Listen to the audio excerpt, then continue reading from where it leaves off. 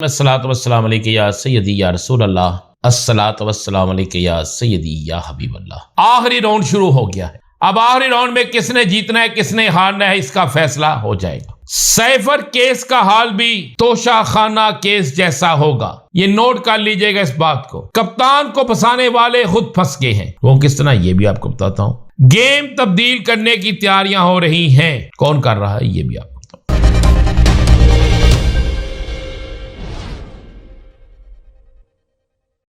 तमाम सुनने वालों को मेरा सलाम, मैं हूं राना अजीम और आप देख रहे हैं राना अजीम ऑफिशियल यूट्यूब चैनल और फेसबुक पेज। दोस्तों, मैंने याद करें आपसे कहा था कि अक्टूबर 2 अक्टूबर के बाद बहुत कुछ होने वाला है और ये सब कुछ तैयारियां, हर चीज जो मैं आपको कहा था उसके मुताबिक हो रही हैं। पीटीआई अगर अपनी हिम्मत हौसले के साथ जिस तरह खड़े हैं, इस अक्टूबर और नवंबर की 15 तारीख तक साबित कदम रहे तो पाकिस्तान की कोई ताकत भी, पाकिस्तान की कोई सियासी ताकत भी इमरान खान को वजीर आजम और पीटीआई को इक्तदार में आने से नहीं रोक सकेगी। ये मैं मफरूजे पे बात नहीं कर रहा, मैं बहुत से हकाइक को सामने रख के बात कर रहा हूं। खबर की तरफ जाने से पहले कुछ चीजें आपके सामने रखना इंतहाई जरूरी है।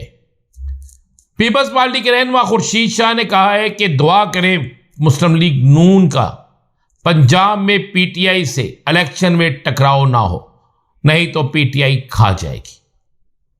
ये पाकिस्तान तहरीक इंसाफ के एक बदतरीन मुखालिफ पीपल्स पार्टी के एक रहनुमा खुर्शीद शाह का यह कहना है।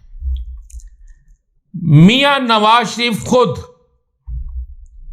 एक ऐसा मुतालबा पेश कर चुका है पीटीआई के हवाले से। मुख्तलिफ सियासी जमातें पीटीआई को खत्म करने के लिए हर मुमकिन कोशिश कर चुकी हैं, मगर इसके बावजूद भी वोट बैंक भरा है। इसलिए एक आखिरी लड़ाई या एक आखिरी वार शुरू होने वाला है। अब दोनों इतराफ से कौन सी सियासी जमात जीतती है और कौन सी हारती है उसका मरहला शुरू हो गया है। इमरान खान ने अपने हिस्से का काम कर दिया है, अब बाकी काम उसके कारकुन और इस कौम ने करना है। यह एक पैगाम इमरान खान की तरफ से चल रहा है, उसके साथियों की तरफ से चल रहा है। गो हालात बड़े मुश्किल है। बहुत से लोगों के मैसेज मैं अपने व्लॉग्स में देखता हूं। हर सियासी जमात का कोई ना कोई शख्स व्लॉग में मुझे कोई ना कोई मैसेज देता है। कुछ चीज़ें मेरे पास, मेरे इस मोबाइल पे बहुत सी चीज़ें सबूत के तौर पर भी कुछ लोगों ने भेजी हुई हैं। मैं उन्हें देखता भी हूं, सुनता भी हूं और उस पर बाकायदा परसू भी करता हूं। तो उसमें यह है कि अब फैसला कौन, मैं आपको ये एक बता दूं, सिर्फ यहां से इतना कर दूं, आखिरी राउंड शुरू हो गया है। अब आखिरी राउंड में किसने जीतना है किसने हारना है इसका फैसला हो जाएगा। अब खबर की तरफ चलते हैं, गौर से आखिर तक मेरे व्लॉग को देखिएगा। इसमें आज आपको बड़ी मजे की चीजें मिलेंगी। सैफर केस का हाल भी तोशा खाना केस जैसा होगा, यह नोट कर लीजिएगा इस बात को। सैफर केस का हाल भी तोशा खाना केस जैसा होगा। क्यों, वो मैं आपको अभी तफसील से बताता हूं। कप्तान को फंसाने वाले खुद फंस गए हैं, वो किस तरह ये भी आपको बताता हूं। गेम तब्दील करने की तैयारियां हो रही हैं, कौन कर रहा है ये भी आपको बताऊंगा। सैफर केस में कप्तान और शाह महमूद कुरैशी, दो अफराद को कहा गया कि जनाब ये इसके केस के असल मुल्ज़म हैं और ये गुनाहगार हैं, इनको सजा दी जाए। ये इन्वेस्टिगेशन करने वालों ने अपनी इन्वेस्टिगेशन मुकम्मल करके चालान पेश कर दिया है। आजम खान समेत बहुत से लोगों को उसमें वादा माफ गवाह भी सुनने में आया है कि बनाया गया है, उनकी गवाहियां भी डाली जा रही। अच्छा, ये सारा कुछ सेम उसी तरह उतनी तेजी से सब कुछ किया गया है जितनी तेजी से तोशाखाना केस में किया गया, जिसके बाद तोशाखाना केस में मुंह की खाना पर की उन तमाम लोगों को जिन्होंने कप्तान को फंसाने की सजा दिलाने की कोशिश की।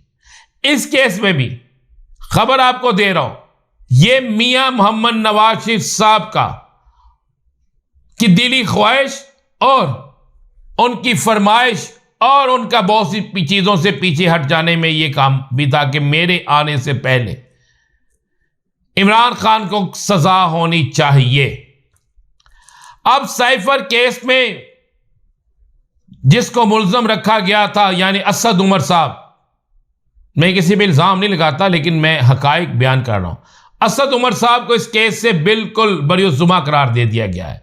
जबकि साइफर केस के आखिरी दिनों में सहाफियों को ब्रीफिंग, साइफर केस के हवाले से मीडिया को डील करना, बाकी मामला सारे चीजें जो थी वो असद उमर देखते थे। लेकिन मुझे नहीं समझ आई कि इन्वेस्टिगेशन करने वाले, अगर ये मेरिट पे इन्वेस्टिगेशन की गई है तो इसमें किसी सूरत में इमरान खान और शाह महमूद कुरैशी मुल्जम नहीं बनते। तो इजलास इमरान खान के दौरे हुकूमत में सरकारी प्रेस रिलीज, 2 इजलास शहबाज शरीफ के दौरे हुकूमत में उनकी प्रेस रिलीज का जाना जारी होना, अगर उस वक्त में यह सारा कुछ था तो इसका मतलब है कि फिर इन्वेस्टिगेशन में इतनी खामियां मौजूद हैं कि सिर्फ इमरान खान के खौफ से नए आने वाले सर्वे में फिर पीटीआई के नंबर 1 बन जाने के डर से कि नंबर 1 है, यह सब कुछ किया गया है। मेरी एक बड़े सीनियर कानूनदान से जो इस केस को बड़े करीब से देख रहा, उससे बात हुई, उसने कहा चाहे जितना मर्जी वन साइडेड कोई शख्स हो, ऐसे इस केस में चीजें सामने आएंगी कि कोई सोच भी नहीं सकता और इमरान खान को फंसाने वाले इस केस में खुद फंस जाएंगे और वादा माफ गवाह समेत दीगर जो हैं वो खुद सजा के कटहरे में आएंगे, क्योंकि आईनी कानूनी तौर पर किसी जगह भी यह केस फिट नहीं होता। और इस केस के हवाले से बहुत सी चीजें ऐसी हैं जिसमें इन लोगों का पागलपन या नाकस इन्वेस्टिगेशन इनके खिलाफ जाएगी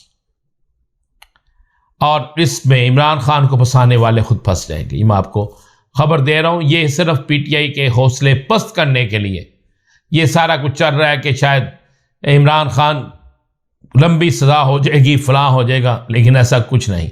सजा होगी तो सजा खत्म हो जाएगी। मैंने कहा था अक्टूबर नवंबर में इमरान खान बाहर होगा, अब भी मैं अपनी बात पे स्टैंड ले रहा हूं।